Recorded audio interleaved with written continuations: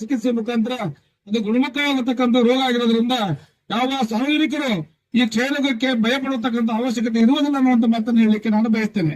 ಇವತ್ತು ಈ ಒಂದು ಎಲ್ಲ ಇಲಾಖಾ ಅಧಿಕಾರಿಗಳು ಇವತ್ತು ಕ್ಷಯರೋಗವನ್ನ ವಾಸಿ ಮಾಡಲಿಕ್ಕೆ ಹಳ್ಳಿಗಳಲ್ಲಿ ಸಂಚರಿಸಿ, ಜಿಲ್ಲೆಯಲ್ಲಿ, ತಾಲೂಕಿನಲ್ಲಿ, ಗ್ರಾಮ ಮಟ್ಟದಲ್ಲಿ ಸಂಚರಿಸಿ ಕ್ಷಯರೋಗಗಳನ್ನ ಗುರುತಿಸಿ ಅವರಿಗೆ ಚಿಕಿತ್ಸೆಯನ್ನು ಕೊಡ್ತಕ್ಕಂಥ ಒಂದು ಪ್ರಬಲವಾಗಿರ್ತಕ್ಕಂಥ ಕಾರ್ಯಕ್ರಮವನ್ನು ಮಾಡ್ತಕ್ಕಂಥದ್ದು ಅತ್ಯಂತ ಶ್ಲಾಘನೀಯವಾಗಿರ್ತಕ್ಕಂಥ ವಿಷಯ.